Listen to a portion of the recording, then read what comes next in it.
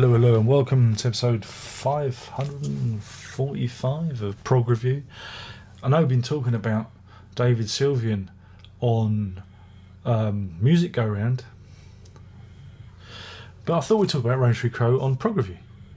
This one, Raintree Crow, remember? It's like the best Japan album, but it's not Japan, but it is Japan. Oh, it gets confusing. Yes, for Japan, reconvened in the late 90s,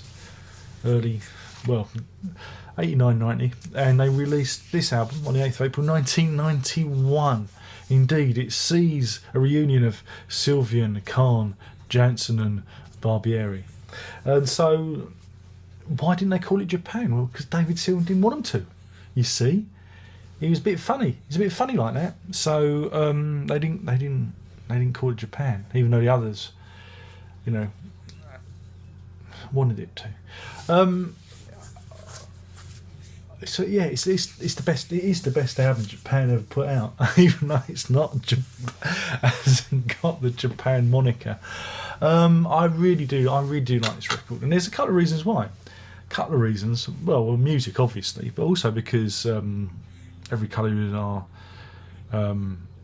they did it on the Sylvian Fripp tour, and that was good.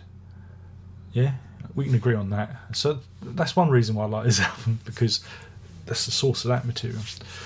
And I think they do really reach their pinnacle, their musical peak, as it were. And it's a combination of instrumental, ambient type instrumental tracks and some vocal stuff as well. Starts off with Big Wheels in the Shantytown, which is it's kind of a bit. I see it as a bit dancey. It's got some great backing vocals going on, kind of almost world music-y kind of background vocals. Again, this album it kind of almost teeters towards world music. In some instances, again, the whole. Just look at the sleeve. Let's look at the sleeve. You see, that's meant to be like the desert. I don't know, maybe Arizona or heading towards Mexico, something like that. It's meant to be that. They're doing U2. They're doing what's that U2 album that they did? The one where they're standing out. Joshua Tree. Well, they're doing it a few years later, aren't they? Oh, that's pissed all the fans off. So yes, they're aiming for that kind of those kind of vistas, musical vistas, and yeah, I really do like the opening track. It's a bit long, 7 minutes 8 seconds, but there's a lot going on with it, and even though the drums are a little bit, I think they could have tightened the drums up somewhat. Again, probably Jansen's drumming is, I always find it a little bit skittery. Some people won't like that. Then we go into Every Colour You Are again. Like I said, it's a predominantly vocal track. Very, very good song. Really like it. Very atmospheric. Raintree Crow again. It's the title track of the album. It's 2 minutes 4 seconds. Doesn't hang around. Sparse arrangement. Yeah. Red Earth, The Summertime Ends. It's an instrumental. Michael Brook appears. Yeah, that Michael Brook. The Michael Brook who was again with Sylvian and Fripp and who does Michael Brook albums. He's on this album as well, so that makes it, and that's another point. That's another reason why I like it. And so, like I say, you have this. It varies between these instrumentals and vocal tracks.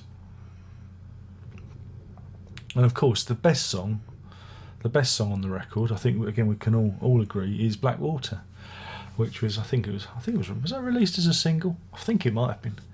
And I absolutely love that song. Again, I think it's one of the best songs that Sylvian and or Japan have recorded.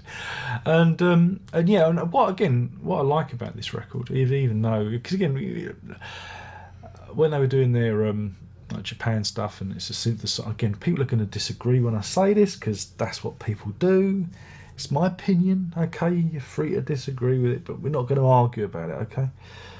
because this is just a perspective. It's just a perspective.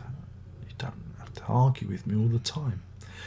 But whereas there's a kind of a cold electronic edge to what they were doing in Japan, this feels much more like a much more organic album. Even though there are a lot, synthesizers and electronics. There's a lot more percussion, a lot more guitar, and other instruments as well. There's lots of other instruments on there to keep you interested. I like it. Again, there's a wide audio spectrum paint box that they're using to paint these sound collages. Some of the collages, some of the instruments, I do find almost swerve into amateur hour. You do think, oh no, they've put the cat on the piano. That kind of thing. But I'm gonna let it slide. I'm gonna let it slide because they're being experimental. They're doing different stuff. So I'm prepared to let that one go. But again, it's one of those albums that I think it's just a really good record. And I don't know if it did very well. I don't think it did. Number 24 in the UK albums chart. And Blackwater was released as a single. I'm reading it off of Wikipedia now. 62. But I remember it being around on the shop shelves. And I know Diderot, if you're out there, you did indeed buy my Japanese edition with the bonus track. I think it had a bonus track. I can't remember. Or was it in the slipcase? I know they reissued it with a bonus track. I drink to forget. But yeah, it's a real shame that what happened with the album happened because Sylvian kind of took control. If I remember rightly, I remember reading an interview, and basically he kind of took control of the project and the band, even though they'd worked on it, found themselves. I think he was paying for the sessions and stuff, and so he took total artistic control of it, and that put a few noses out of joint, which is a great shame. I think that's what happened. I'm probably wrong. Read a lot of stuff. But yeah, it's a really good. I mean, again, Cries and Whispers. That's how it ends. It ends, like I said, in a bit of a. Again, there's a bit down tempo. Some of the tracks are a little bit moody. You get lots of moods. You get up moods and down moods. And again, I like that. That's what I like. I like an album that goes up and down. And I think, again, because it does use different influences and Michael Brooks on there, it deserves to be in the Prog review pile. Yes, I think it does. And if you haven't checked it out, I think you really should, because it is a really good, underrated album. And I can't speak highly of it enough. And so for that, it doesn't get 5 though. It don't get a 5 because I do think some parts with, like I said, the instrumental bits, they do lose focus a bit.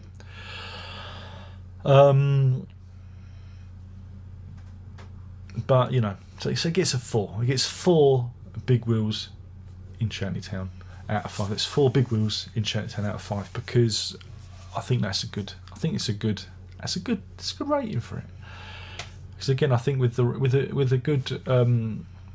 good producer at the helm, I think they could have really knocked this one out. I do think they do lose focus on some of the instrumental tracks though. That's my only complaint about it. Especially when I said, was it I Drink to Forget was an off cut, was a bonus track. No, could have easily have been on the record. It was only 1 minute 46 seconds. It could have easily, and that would have, I think they would have had a nicer flow, but they didn't do it. So anyway, there you go. That was fascinating, wasn't it? Thank you for watching. Better hold the record up. My name's Darren Lock, and I have been talking about Rain Tree Crow by kind of Japan. It's Japan and Friends, though they're not Japan. And do check it out. And there you go. That's what it looks like. And yeah, thanks for listening in and watching and that. Hopefully we'll do this all again. There's only one more thing to say, and you know what that is, and that is prog on.